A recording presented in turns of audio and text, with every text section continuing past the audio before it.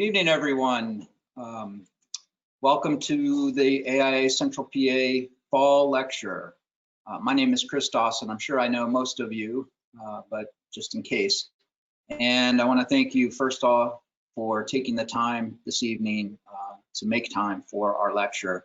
You know, despite the pandemic and all the challenges of 2020, we still thought it was very meaningful for us to get together as a chapter, and hopefully with some people of the broader community as well, to take time to view some inspiring work and get some insights from the designer behind that work.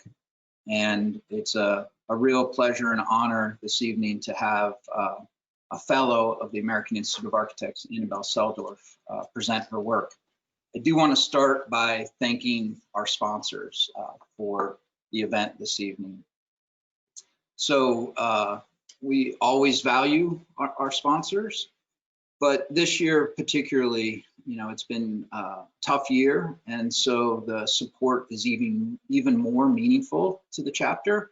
And we have a slightly shorter list, so I thought I would just take a couple more minutes than usual and just call everyone's attention to the sponsors this evening.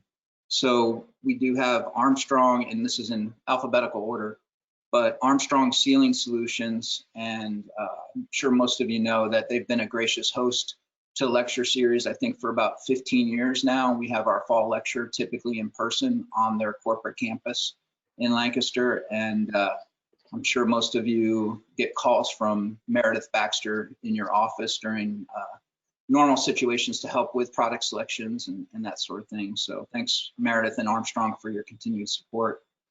Next on the list is a new sponsor. I'm thrilled to have Best Space support the lecture this evening. Jen Zaborny is a super talented interior designer and great taste. We use her on a number of projects. Her office in Midtown Harrisburg feels like you're stepping into Midtown New York, actually. Next we have Campbell Associates, which is headed by Todd Bowser. They're a construction company in York and a GC that my firm has had distinct pleasure to work on a couple projects with them. Definitely keep them in mind for work on the horizon. My firm is always happy to sponsor the lecture and not only volunteer our time, but offer financial support for the lecture series as well. Next is Diversified. They're a lighting supplier in Lancaster. Chris Leitner is my main contact there, and I find him to be a very thoughtful partner as we consider lighting options on projects. Keith Bush Associates, and Keith is he's really been a long time sponsor again for the lecture series. I think also our conference and design awards programs as well. And Keith is who we turn to for specialty products, especially or particularly I should say, wood and metal ceiling type products. Murphy and Dittenhafer Architects, led by Frank Dittenhafer, also a fellow of the American Institute of Architects. And Frank is a longtime advocate for good design in Central PA and a big supporter of AIA. So thanks, Frank. And then lastly, Whitney, Bailey, Cox, and McNanny. Sean Weber is a structural engineer with that firm based in Mechanicsburg, and again, a very trusted consultant and friend of our office. I want to remind everyone that we do have a hard stop this evening of 8 o'clock. We'll do some Q&A at the end of the presentation, but at 8 o'clock, hopefully a good chunk of you will slide over to the AIA Pennsylvania Design Awards program that Bob Kelly, past president, has been heading up for several years now and had the good foresight to transition to a virtual configuration for design awards, which has been great even prior to the pandemic. This year he has Tom Kundig as the chair of the committee, and the program seems to get better every year. I told Bob that the big thing that I really enjoy about his the way he organizes the presentation is that you get to hear the jurors talk a little bit about the highest regarded projects and their thinking. It's not just a couple statements printed.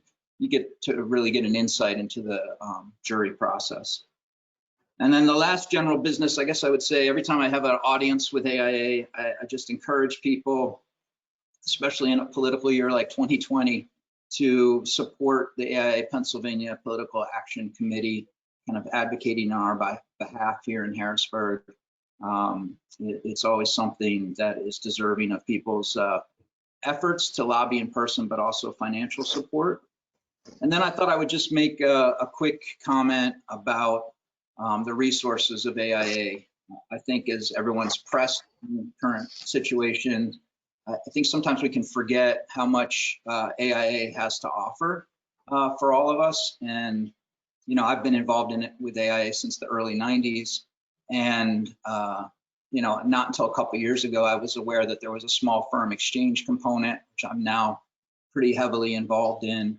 And yeah, when you feel like you hit a problem, I would say reach out to a board member or myself. And usually there's some resources that the Institute can offer. Definitely staff at AIA too. Hopefully all of you know Michelle's, who's helping us with the lecture presentation this evening, but Amal, Olivia, Steve, they're all more than happy to kind of be a resource for everyone. Okay, let's get to the good stuff this evening. So it's a genuine honor to introduce Annabelle Selldorf, FAIA, this evening to you. I really hold her in the highest regard. I think she is an architect that's long been on my list to have come and present her work to Central PA. I think I first made an inquiry in 2014 to her office. It's taken a little bit of just juggling and seeing what made sense, but I'm thrilled that the evening's finally here. I'm such a fan, I've taken my office to see a number of the works by her firm, including stuff like the Clark in Massachusetts, Marta and Bergen in New York, and I would say notably the Zorner Gallery, which I know we're going to hear about this evening. It's a great, great building. If you haven't been there, I know it won't disappoint you if you get there. I think that what we're going to hear this evening, and hopefully what comes across to you as it does to me, is we have an architect that is very sophisticated. The projects are thoroughly resolved, even in a quiet manner, but very poetic and just second to none. I'm a little bit at a loss for words. Hopefully it doesn't come across too overflowing, but it's sincere. And I look forward to hearing the presentation and having an opportunity to ask questions. And again, we have a panel that will have direct access to ask questions. But in the audience, you're able to type in questions even during the presentation, and Michelle will collect those and hopefully chime in with some of them towards the end. So Annabelle, thank you again for taking time out to present to us this evening, and take it away. Well, hello, good night. Good evening, I should say. Good night would mean everybody sign off. It's a tremendous pleasure, and I want to take a moment to thank Chris personally for being such a kind supporter and saying such nice things about the office. The picture that you saw was a picture during younger and better sort of fully communicated days. I would have absolutely loved to be with you all tonight, and I really, really appreciate that you're taking time in the evening to listen to the lecture. Thank you. So here I am. I'm talking to you from an isolated island in Maine, and I'm looking at a photograph of the office, a place I really love with all my heart, where all of my energy and all of the great stuff that I think happens in the office takes place. It's a picture that was taken when everybody was working together. And if you think that we're not working together during these difficult days, you're dead wrong. I'm sure that all of you experience the same thing. It is a time where collaboration matters more than ever. And I have learned to appreciate that during these last 8 months. And so when I'm looking at a picture of the office when everybody was there together, it kind of slightly breaks my heart. But at the same time, it makes me very hopeful that no matter what the circumstances, if we hang in together, if we talk to one another, and if we collaborate, that's going to get us on a better path. And so tonight I want to show you a series of projects that are kind of going chronologically and scale-wise all across the board. And I will try to take you through these projects quickly with not too much detail, in the hopes that you come up with questions and things. So I'm starting with the smallest of all projects, a little house, or rather a little compound, that is merely 1,000 square feet, maybe a little less, of an artist's cabin in Nova Scotia. An artist friend of mine asked if I would help them design this little place on a remote peninsula in Nova Scotia.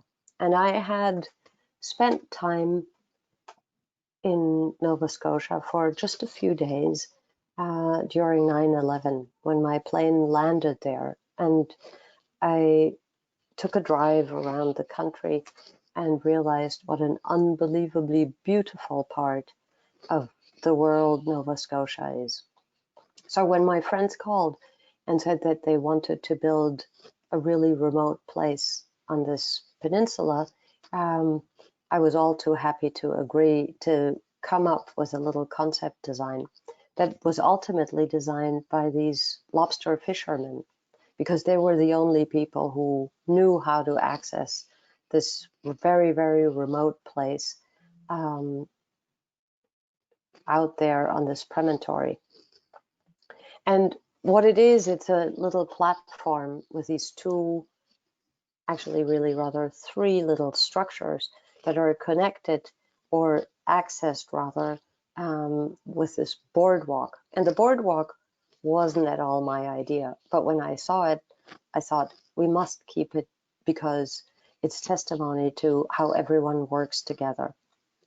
We found this spot walking the land all together, and my first thought was, as this was going to be a place where there was really no electricity, no plumbing, no connectivity whatsoever, just these little tiny cabins that were taking advantage of the land, the views, and a thorough understanding of what building in a remote landscape is all about. So we created this platform. Needless to say, dogs have got to be a part of it.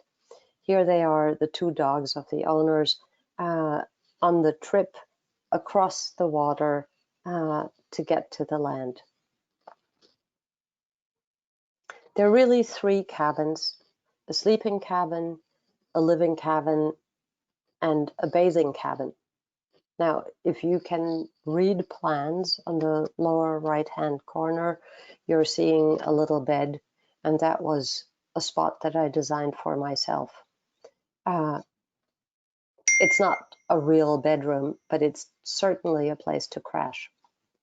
The idea was that you had a platform that would allow you to move all around, and while you were surrounded by this amazing landscape, there was also a nice little spot right in the middle where the cabins communicate with one another and where you had a sort of moment of respite from all that wonderful landscape. Like I said, these cabins were built by the lobster fishermen. So everything that was brought to this place had to be able to fit on a small boat They were all standard components, and I didn't take part very much of the building aspect of it, but we made very meticulous drawings to say the courtyard in the middle, if you can call it a courtyard, or the patio in the middle, had to be a special place where you were looking back on where you came from, whereas in the opposite direction, you were looking out on the sea. And this is probably one of the simplest and most elemental little projects that I have ever worked on. It is also one that is dearest in my heart because communicating and trying to figure out how do we do this, how do we make a place that has a degree of precision in the sizing of the cabin and in what the experience for everybody would be, afforded us a kind of human dimension that I will cherish forever. So actually, further back rather than later on, this is one of the first projects that really mattered in my career. It was a gallery for a German art dealer, Michael Werner, who set up a gallery in New York City. Dare I say, it was in the early 90s. Maybe it was even as early as 1990. A small, maybe 1,500 square foot gallery that was the first project that a general public would go to. And it was designed entirely in, I want to say it was designed in my head, but that's of course not true because yet again, collaboration means everything. And understanding that every single square inch mattered in this gallery allowed us to think very carefully about the main exhibition room. You can see here the elevator that enters into a small entrance foyer with the gallery space to the right that shows this kind of slanted wall covering a fireplace flue, creating a sort of subtly dynamic exhibition space. And then to the left, a space that was there for people to work with art storage and a private office all the way at the end. This is 1990, and a kind of scale and attention to detail that is a part of me and that I still carry with me in every project that I'm working on. Small, small, small, but very elegant, very specific, where many different exhibitions have happened that I think really did something about, or said something about the immersion in art that carried me forward to later projects. Every last thing, every last square inch mattered. It mattered in that project as it did in this, which is nearly 20 years later, a new build, large 30,000 square foot gallery for my friend and client David Swerner on 20th Street in Chelsea in New York. When David called me in, was it 2008? I don't remember exactly. He said, we're going to have to take this old garage building down, but we're going to have an opportunity to make a perfect gallery for major museum-like installations. At that point in time, building in Chelsea was sort of a new thing. Taking an existing building down and building a new one was a big deal. It actually still would be a big deal. But the idea was that we respected the street wall, which is partially something that is regulated. You have to build in the street wall. But it also was something that we thought from an urban point of view would be a very important thing. This gallery is on 20th Street between 10th and 11th Avenues in New York City in the Chelsea Arts District. And it was perhaps the first of its kind. David and I very quickly realized that it would be marvelous if we could build a cast-in-place concrete building. And we embarked on this marvelous idea up until the moment when colleagues and friends said to me, "Are you sure you want to build a cast-in-place concrete building in New York City? We haven't been very successful at that." Well, it took a big team to sort of figure out how to do this, and it was a great ride to make sure that all of the different pores over the period of time would come out to look like a single monolithic structure. What you see here, of course, is a very open ground floor, materials that complement the cast-in-place concrete. Next. And are really inspired by the idea of what happens on the inside. What you see in orange here is what is truly the heart of the gallery. It's a large, roughly 80 by 80 feet central gallery that has north-facing skylights and is capable of carrying large-scale installations of art. We built around it a 5-story building in a kind of inverse L-shaped space.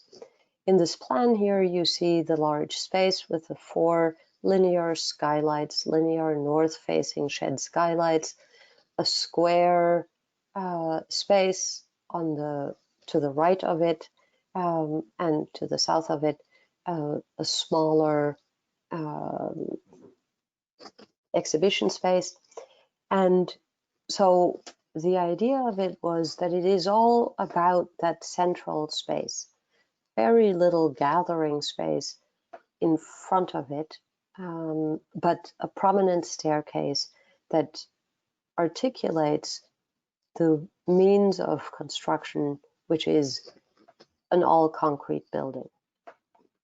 It was also our goal to make this a truly sustainable building. This is the first commercial art gallery that gained gold standard. There's lots of natural light flowing into the space through the aforementioned skylights. In fact, the gallery space doesn't require any electrical or any artificial lighting beyond the daylight during the daytime. There's very efficient HVAC systems. There's natural ventilation. There's a green roof. There are highly efficient HVAC. There's very highly efficient HVAC installation. And so working in this building was an exercise in bringing program and overall goals together in a way that we hadn't been able to ever do before. Creating this really marvelous texture of the cast-in-place concrete paired with natural teak wood storefront and windows, punched openings in the solid facade, was an exercise in understanding constructability. There was a very strict protocol of the pores coming together with the right mix at the right time, and juxtaposing materials. So in a manner, this sums up something that I care about very deeply. It is not just a formalist design, but it is architecture here expresses itself as something that is a composite of the program, the ideas about texture and materiality, circulation, light, structure, and all those good things, and in such a balance that you never feel that there is anything more than had to be done, absolutely, but nothing less of making you feel that you were in a place where everything was considered. And here is the staircase, which brings in the idea of concrete being a structural element. The staircase winds around below a skylight on 5 floors, and gives you a sort of perfect sense of understanding how the building distributes in this L-shaped place. Here is an image of a Richard Serra installation that is, I think, one of the most beautiful ones ever seen in the gallery. It explores making the space completely open, completely the way it was conceived as one big space. And I like to tell the story that when Richard Serra opened this exhibition, that he turned to me and said, "That's a good place." And I will say that that comes as close as any medal you could receive from the AIA or anyone else. It was one of the biggest compliments I've ever received. And here you see an image of some of the other exhibition spaces, one of the other exhibition spaces. This one is on the 2nd floor. We really explored materiality so as to produce different kinds of contexts for different kinds of art. This is obviously a smaller space rather than having a skylight. It has light, in this case, coming from the south. And it affords the visitor different kinds of conditions in which to look at art, yet they are completely seamless. And I've always felt that the way we were able to proportion the spaces together with materiality and circulation made something that is very harmonious and allows for introspective viewing of the art exhibited. Of course, it is true that in a building, if you will, in an enterprise such as this, there are a lot of people working. And David Swerner was very clear from the get-go that scholarship, as you see evident here with this phenomenal library, was just as important as people coming together. This is a building where there are some 60 people working, and creating spaces for people to come and sit around a table together was just as important as making phenomenal exhibition space. There's also a roof garden. I mentioned that a little bit earlier. Somehow these pictures were taken during a not so great day. Suffice it to say that having this wonderful roof garden designed by Pete Udolf really complemented all of the ideas that had to do with creating sustainable space and bringing nature into it, as it were, was very important to us. Now, I thought it might be nice to take a small trip to Venice during times when we cannot travel.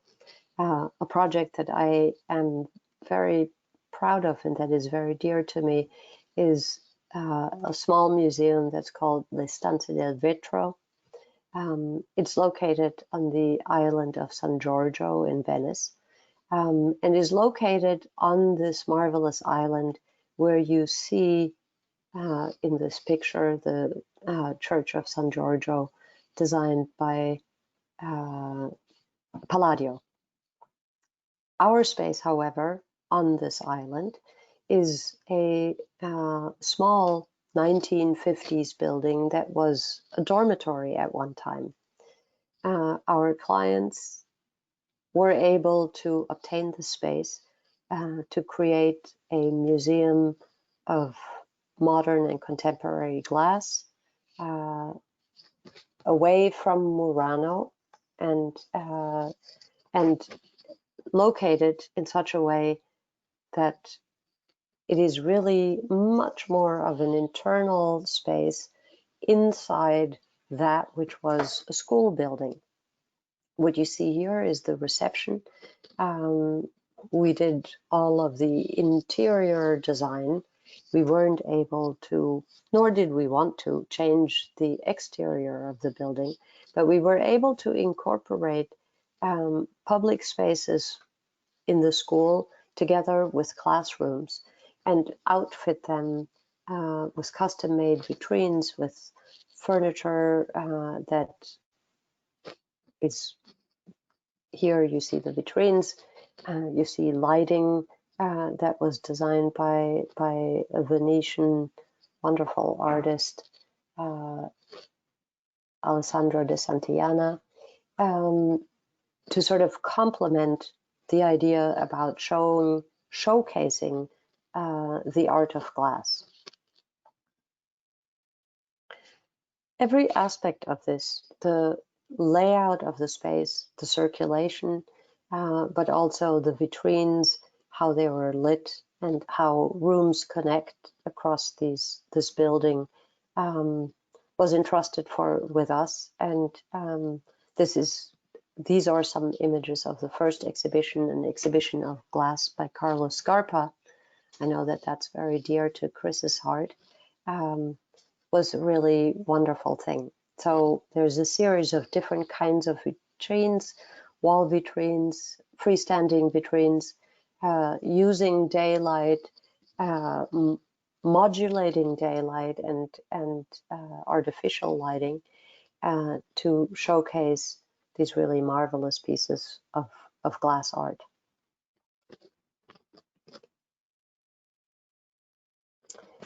Here are just a couple of pictures of a separate exhibition that we were able to design for the museum a couple of years after the museum opened. The Glass by Ettore Sottsass, which is much more exuberant. It's later in date. Obviously, Carlos Scarpa is 40s and 50s, where this is 60s, 70s, and even 80s, requiring a different attitude toward installation, kind of interesting way to think about color, unique objects, how they speak to one another, a much more exuberant installation, if you will. And a quick jump back to America. We wanted to show you today a residential project. This is one in Chilmark in Martha's Vineyard. An artist friend of mine asked to help identify a site in Martha's Vineyard. We went real estate shopping, as they say, and we found this incredibly beautiful space, or rather land, that is located in Chilmark. It's a 7-acre site that was first populated in the 1800s. So there is one of the oldest houses on Martha's Vineyard is located on this building.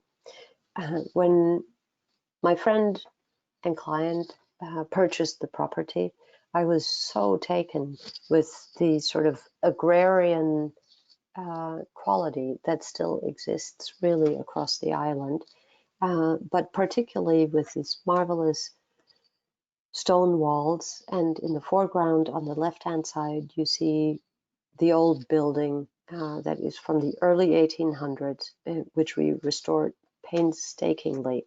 On the left-hand side, you see a barn of which there were really only some remnants left. We were able to find documentation for a barn that had once been in this location, and we one-to-one rebuilt the barn. In the context of these sort of old buildings, if you will, we placed a very simple, very singular glass house on a single level further away, complementing the composition. It's very rare that one has an opportunity to do a brand new building with such freedom. And building a glass house, thinking of Mies van der Rohe's Farnsworth House or Philip Johnson's Glass House in New Canaan, it's a tall order to make one such building. I, for one, am so pleased that this turned out so elegantly, so low-key, and so simple. It's a building that's entirely constructed in wood. There's no piece of steel anywhere, although I will say there is plenty of marble. The footprint of the building is one, but the footprint of the surrounding terraces is another. The idea was here that we took this dimension and depressed the footprint into the land by just a couple of inches, so as to feel the weight and to feel the relationship to the land. You can see in this plan that indeed there's glass all around, so there's layers of privacy from left to right or right to left, with the public rooms to the left, and a series of smaller spaces, a small child's bedroom right in the middle, and the parents' bedroom all the way over on the right-hand side. It's a very simple space that's very intimate, that relies on everybody being comfortable with one another, but also enjoying the landscape that is sort of comes into the building and goes through the building, if you will. It's one of my favorite landscapes, with all these old trees and the very low-key materiality in contrast to the traditional clapboard of the old house and the brick barn are really something to reckon with.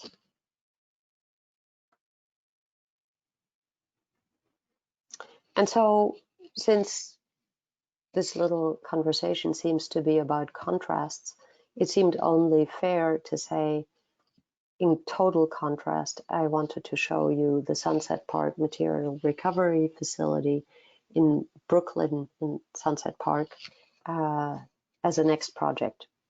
Obviously, this is completely different in nature and is one of the most important projects that I've ever worked on. It came about as a small competition and is a recycling facility that, with the support of Mayor Bloomberg, supported an idea of making Brooklyn's working waterfront something of real importance. It's located on an 11-acre pier, next, that you can see here in this aerial picture, and it's composed of multiple pieces. There is what is called a tipping building, a processing building, and a bale storage building. These buildings are located on the pier in such a way that they are entirely functional. And the buildings are located on the southern edge of the pier so as to make barge traffic possible. On the northern edge of the pier, we situated all of the circulation that is so-called outside circulation. There is a parking lot which is surrounded by green space that that is available for people who work in the facility, but that also facilitates bringing buses in where school children can come and visit the education center that is located just north of the tipping building. In the manner of speaking, these different structures complement one another in a series of outdoor courts that are meant to create a kind of scale.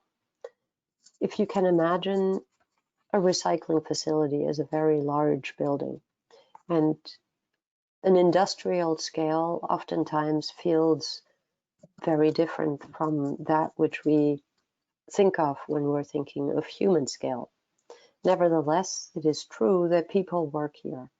And so it was very important to us to make a building that was at once sustainable, using all recycled steel and pre-engineered steel, I would add, but that also creates environments where you can recognize that you are a person relative to these buildings.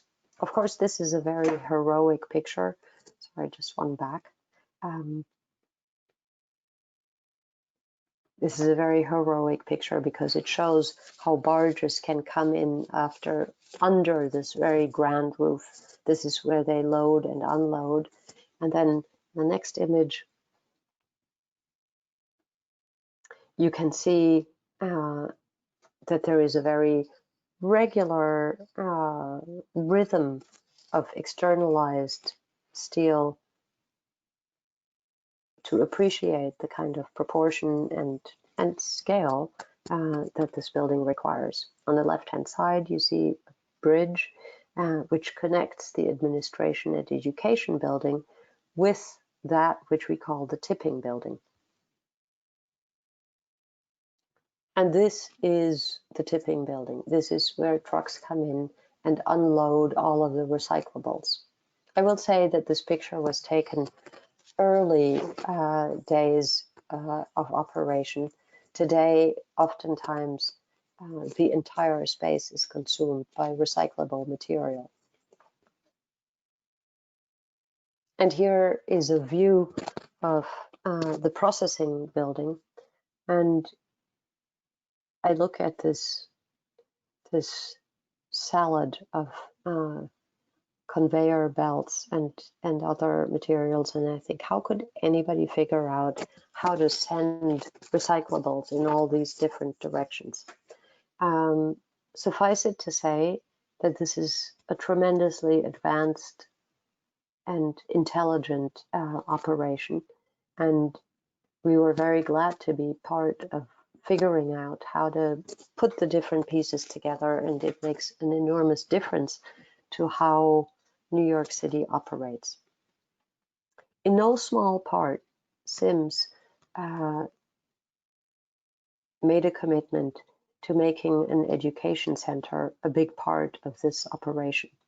So what you see here in the foreground is a low-slung building, entirely modernist in design, that accommodates not only the administration part. This is where the staff comes together, where there is on the ground floor cafeteria facing a garden. But this is also where school classes can come and appreciate and learn about recycling, municipal recycling and otherwise. And so there's a scale and a juxtaposition of these two different kinds of buildings where different things happen that are connected by a bridge that afford you a pretty amazing view out on the bay. In the very far distant, if you look very hard, you can see the Statue of Liberty. And here is a view of a slightly more filled tipping building. And every day, perhaps not now, but there surely will be school classes coming again to see recycling in action.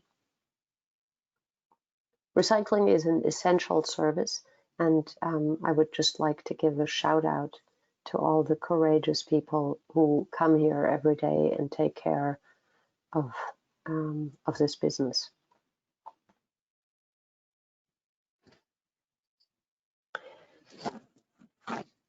And then on a completely different note, here is a project that's called the Mawindo School in Zambia that we opened a couple of years ago. It's a school in rural Zambia. It comprises approximately 25,000 square feet and includes teachers' housing, but more than anything, under a big shade tent that is a kind of,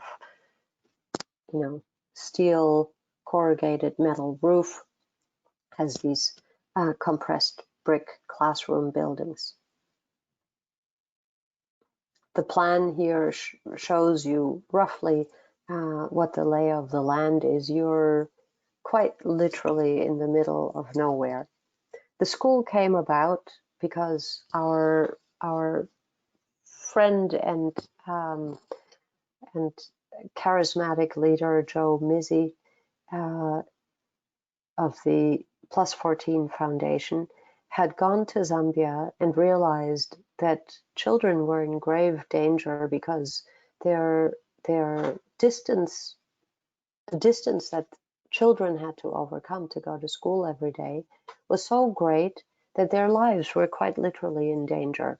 And he had come with a charity organization that distributed bicycles to children. And as he was there, he realized bicycles don't do the job. We have to build schools. And so he engaged with architect friends. He built a first school, and ours is the second. When he asked if we would be interested and willing to work with him on a school in this place, I was completely excited. But I thought, I want to have everybody in the office be a part of it.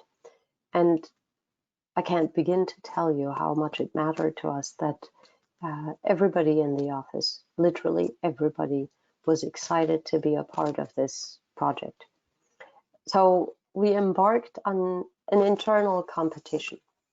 Well, it wasn't really a competition, but it was an ideas contest. And everybody came and everybody had made drawings and had ideas about how to make a school in this marvelous place. In the end, there was a small group of us that said, we'll take the great ideas from every project and we'll bring them all into one. And what you see in this picture is this fantastic tree that gives shade to everybody. And in a way, that was really the big idea.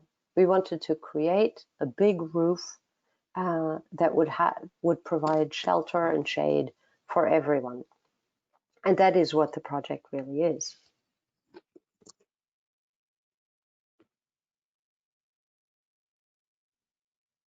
Here you see the beginnings of the project while it was under construction. We realized very quickly that if we were smart about it, we could employ building techniques that were not so unusual, but that could also teach people how to build things. So we embarked on this idea of making classrooms that were made entirely out of local brick, not having big brick furnaces.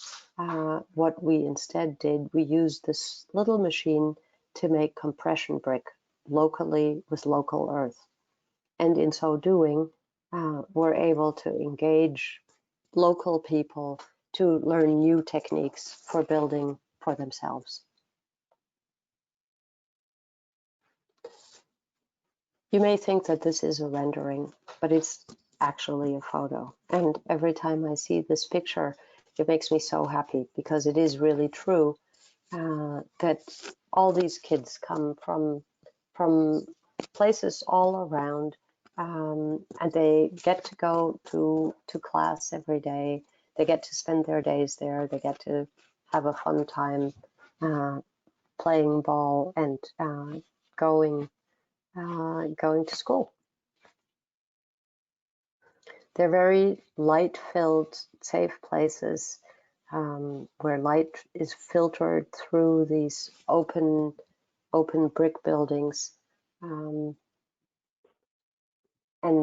I've had the pleasure to see it in action, and it's a project that mattered to us, to me, and to everybody in the office a great deal. And to be able to contribute to something that is literally changing people's lives is something that made a huge difference in my life. By contrast, then, we also wanted to show you a project that we recently completed. It's a mixed-use development in Washington, D.C. It's on 14th Street, and it is called The Liz. Now, the reason why it's called The Liz is because the property used to be owned by the Whitman Walker Group. In fact, it still is owned by Whitman Walker Health and Health Group. In the 70s, Whitman Walker was a very important organization that helped mostly people with AIDS in a significant health crisis. They accumulated a series of properties, in fact, this entire block, and eventually realized that it was no longer living up to the requirements of the health clinic. So what Whitman Walker did is they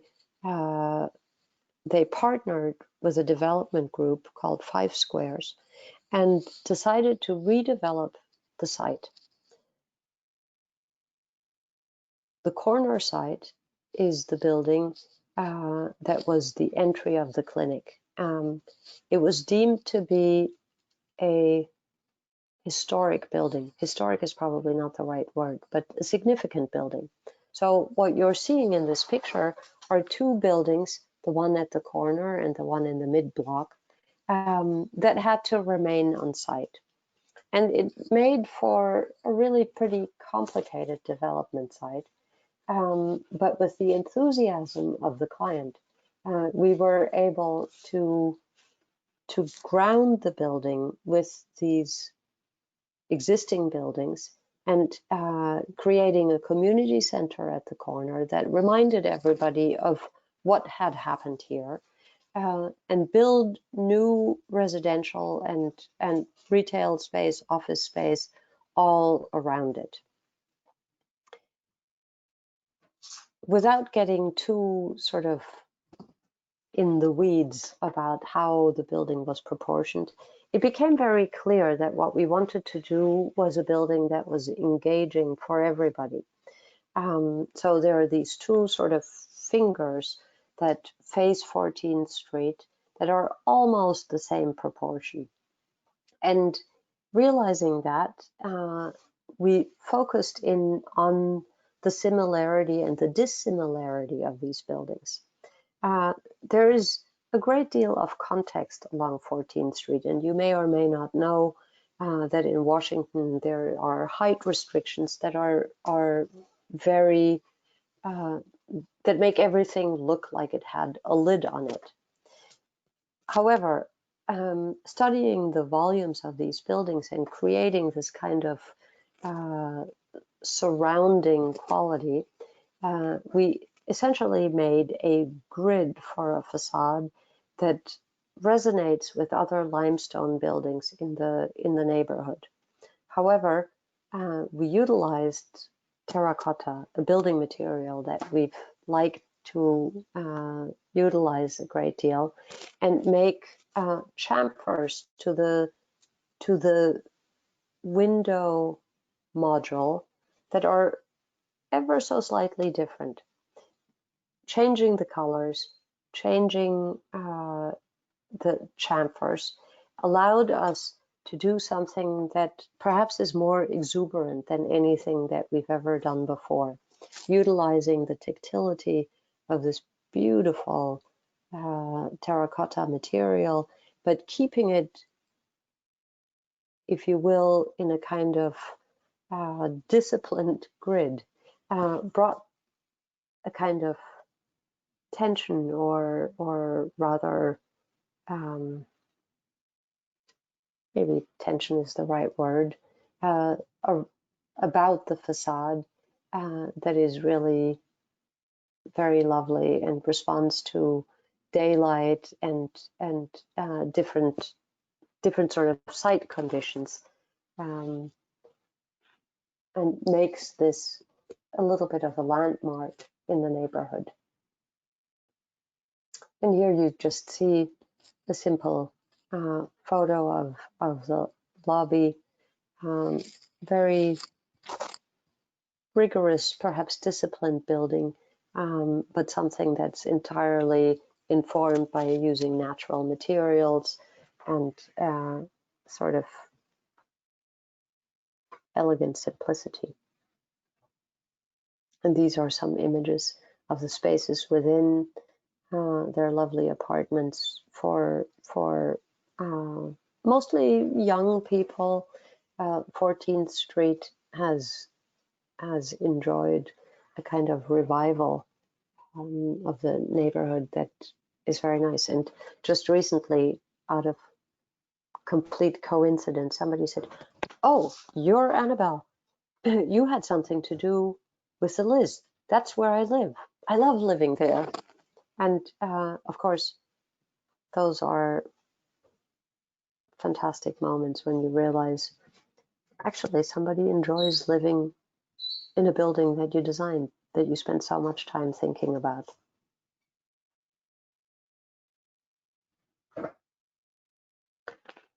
Art is part of it. And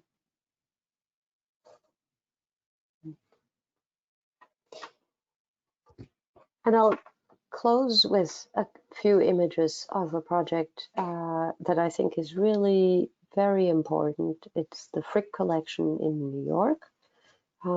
It's a renovation and expansion of the eponymous museum that is located on 70th Street and Fifth Avenue. And it's a project that I know matters to a great many people. I think that the Frick collection is one of the all-time most wonderful museums. It's often talked about as a house museum, but I think it's perhaps a little bit more than that. It was the house, the home of Henry Clay Frick, and it was destined to be a museum right from the get-go. So I thought I would take a minute to show you what this museum is comprised of. First of all, the original Frick residence was designed by Carrere and Hastings, specifically Thomas Hastings.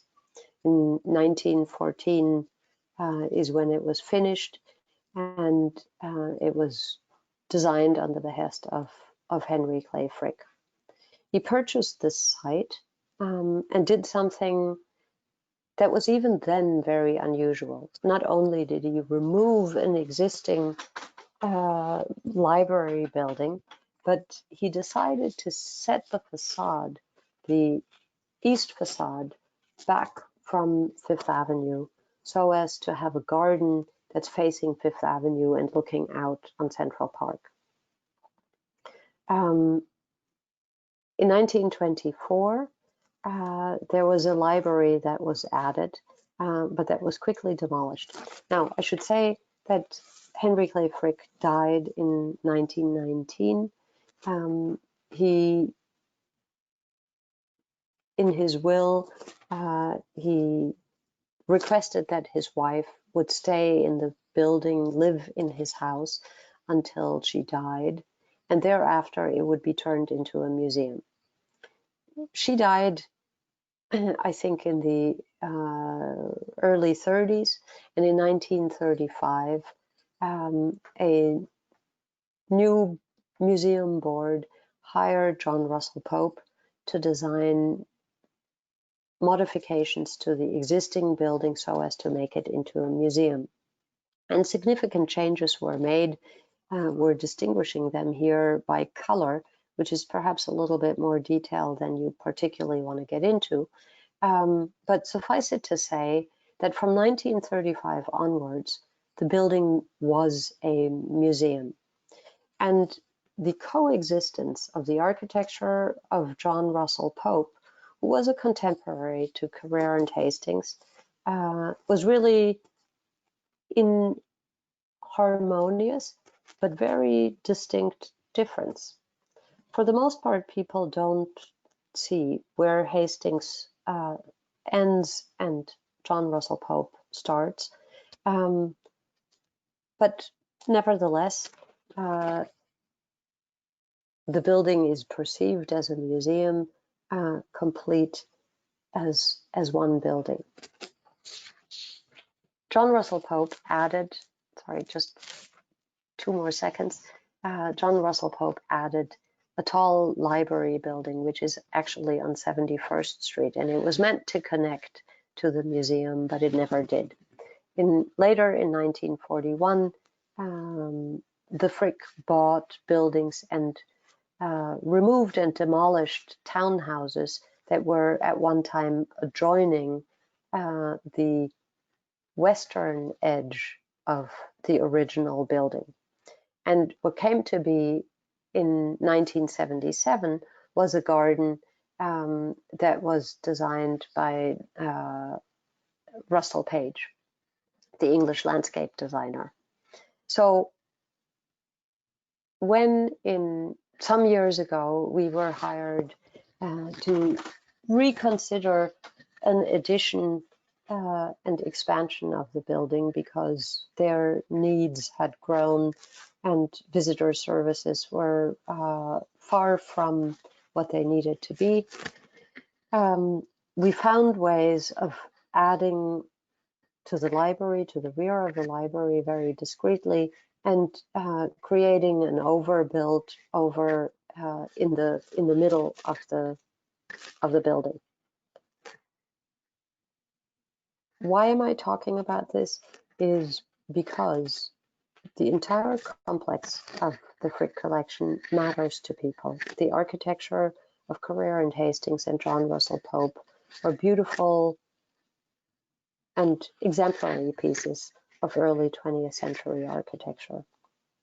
Our task was to make sure that what we're doing never interferes with an unencumbered experience of the original building and the experience of art in a quasi-residential setting. So we embarked on this very, very complicated analysis of the building, and what you see in light gray is little parts of the building that we're adding to. And next. So one of the big things, one of the big goals that the Frick articulated is that we would be opening the second floor that is currently not open to the public. And if you've ever been to the Frick, I'm sure you, like everybody else, has looked up longingly that marvelous staircase and wondered what the rooms were on the second floor. That in the not so distant future is going to be possible. We're going to open the second floor of the mansion for public viewing. And here you see a sort of overall image of that which is old and that which is new. The addition to the rear of the library is a very discreet, very simple, albeit a modern building. And people have talked about this a great deal. What should an addition to the Frick look like? Should it be distinct? Should it be the same? Should it be a classical building? We've always felt that we wouldn't deny that we are modernist architects, but that we appreciate the proportionality, the material use, and the discipline of the existing buildings. What we aim to do is produce an architecture that serves the public, that makes the use of the building, the circulation in the building, the understanding of how to circulate in the building, in the old building and in the new parts of the building, in such a way that it would feel entirely self-evident. I feel that the architecture we're making is very reverent to the existing architecture, and it's fueled entirely by an idea that if the expanded lobby that you see in this section here serves as a way to distribute both into the existing mansion as well as downstairs to a new auditorium below the existing garden, which will be restored to its former glory, everything would feel as if it was entirely inevitable. And so we're now in the process of beginning construction, and I'm very excited for some of the possibilities that we have here. You're looking here at an existing space that is reconceived by having utilized the entire width of this of the reception hall, inserting a new staircase that leads you up to a new cafe and down to the new auditorium, that gives you access through an elevator that literally makes the mansion and every other part of the building accessible, and looking straight ahead through to the special exhibitions area, of which you see a rendering right here. A space that's very simple, that will allow the museum to have changing exhibitions that connect to the old part of the building. And I think it is really important to say that the forward-looking nature of this not very large extension will make experiencing the old building so much better and so much simpler, and giving dignity and welcome to everybody in a much more open and transparent kind of environment is something that fuels our enthusiasm, and is something that I'm very much looking forward to looking to realize. And with that, I thank you.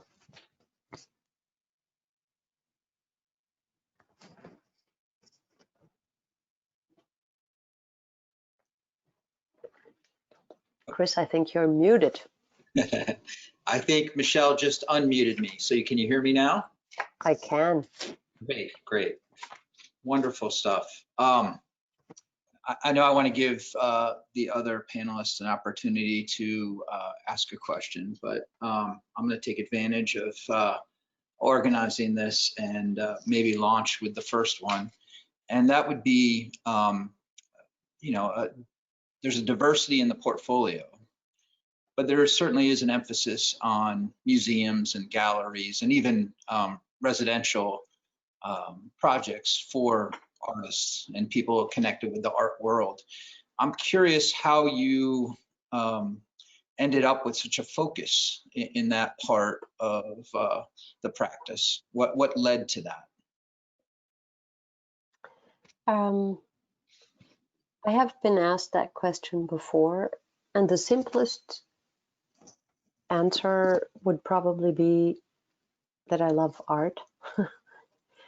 But I think it's maybe a little bit more complicated.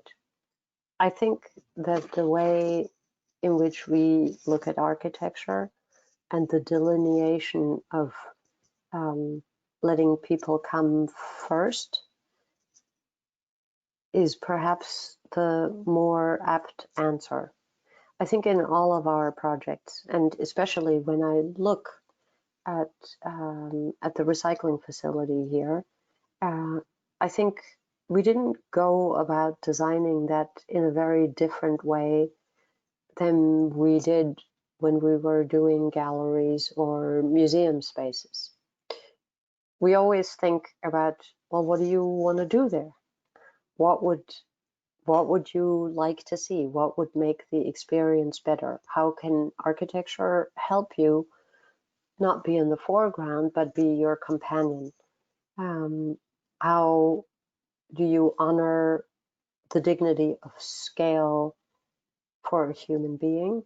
How do we bring people together? And of course, that's very, very important when you're looking at art. I think you at once want to have the opportunity for introspection, all the while not feeling intimidated or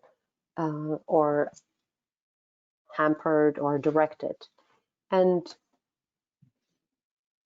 I think that is sort of slightly more important than the inevitable expertise that you gather when you're working on similar topics over and again. Working with art, of course, requires certain considerations, and as I get older, I think it's like the only good thing about getting older is having experience with something. I love doing that, but as much as I love doing that, we're just as proud of making a school, of working on the recycling facility. We're working on a stormwater sewage facility in Gowanus. And as is the case with everything, you have to learn about the subject matter and sort of distinguish, analyze, understand what the issues are. If anything, I feel that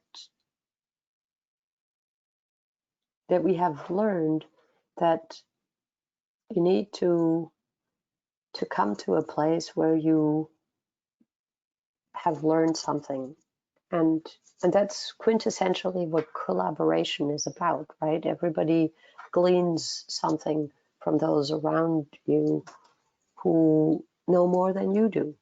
Like when you work in a neighborhood, most likely the people who live there know more than you who comes from the outside.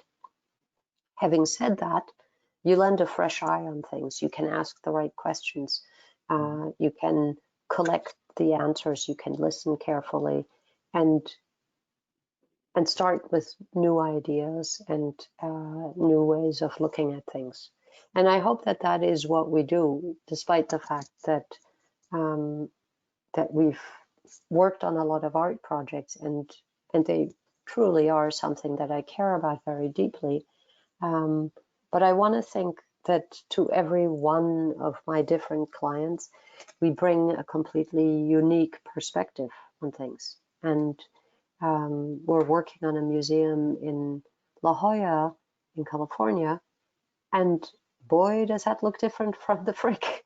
And there are different issues at it. There are different visitors. There are different climate conditions. There's different art shown there.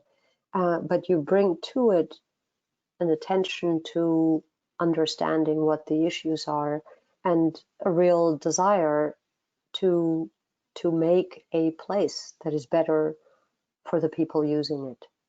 And we often say that when we build a building, it is really only complete once people start using it. Sure. I'm going to open it up to Seth, Rachel, Jim. Anyone have any other questions?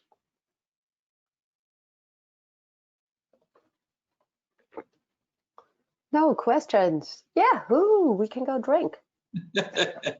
No, Chris, I actually think you stole my first question. This is I was actually going to mention the fact that, you kind of glorify the normal, and there's a lot of parallels between a residential project that you do and a museum project that you do. Even the recycling project, everything seems to be on display.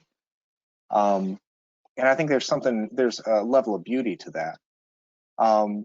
You had mentioned when you were talking about the Frick, a certain level of discipline. And I couldn't help but think about the Barnes Foundation and the challenge that Billy Chen, Williams and Chen had while they were going through that process.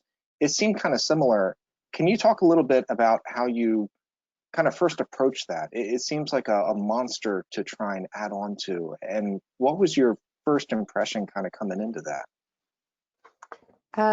Well, I think that's a totally interesting question, and I could probably talk about that for a very long time. I do remember when we were invited to visit the building, and it was in the middle of the summer.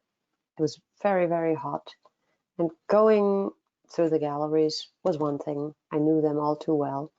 Going to the second floor was exciting because I had never seen that. Going to the third floor made you realize, oh my God, there are all these people working here under the roof without any air conditioning, with no space to move around.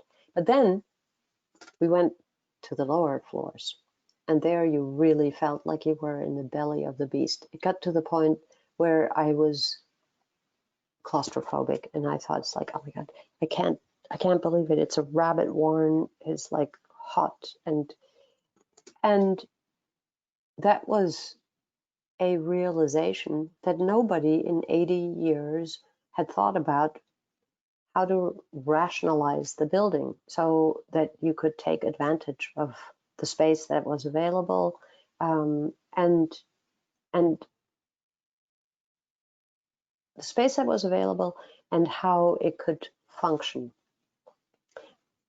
So the first thing we did was actually really study very, very carefully that which exists and take away the layers of this is structural, this is not structural, this is how circulation could work, and pair it to programmatic needs. And what's interesting about the Frick is that they were not a client who came with frivolous ideas about wanting, I don't know, more space to do things like a lot of new museums require. But they were very modest. They said, we know we have very little space. How do we use what we have? How do we not take away from the experience that so many people care about? And it was a step-by-step understanding of how do you move around the building and how much space is available and how do you maintain that experience, but add something to it that doesn't feel like it's overpowering the reason why you're there in the first place. In some ways, it was, or it is, an unglamorous way of going about things. It's not about saying, I will give you some grand gesture and you will never look back. But it is appreciating that which is there and taking information from it. And we made a program book that traced how many books there are, how many people there are, how much space they have, how they interact with one another. It's kind of yeah, all I can say is it's not a very glamorous task, but from that you learn so much, and you get to appreciate how much better things could be if people were actually able to interact with one another. I'm talking about the back of house spaces, and then understand how the front of house spaces, how exhibition space is complemented by special exhibition and what other amenities may be. And it was a long process, step-by-step process. but quite early on, we realized that there had to be a sort of party that I guess is really based on circulation and the experience of the building as a whole. Sorry, that was a very long-winded answer. I hope it was an answer. Oh, that was a good answer, actually. Thank you for that. And I think a follow-up question, you've often brought up office culture throughout this conversation. I'm curious to hear a little bit more of that. It was one of the first images that you shared, talking about your office and the people, and you've talked about collaborating in the office. How does that kind of play? Can you speak to that a little bit? It's a pleasure. I think the office is, and the people in the office are, what's the expression, the apple of my eye.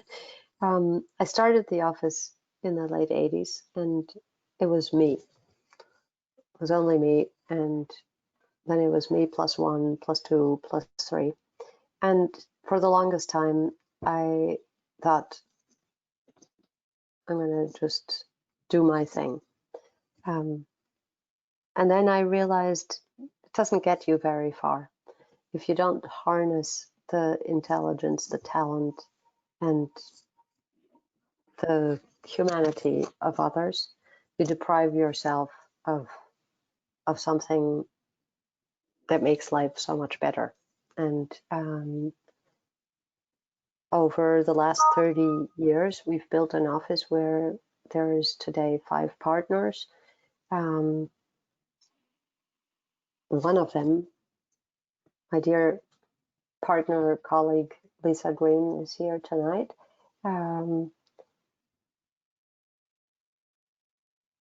Putting together a group of people who talk to one another and who complement one another. And the office is a very structured place.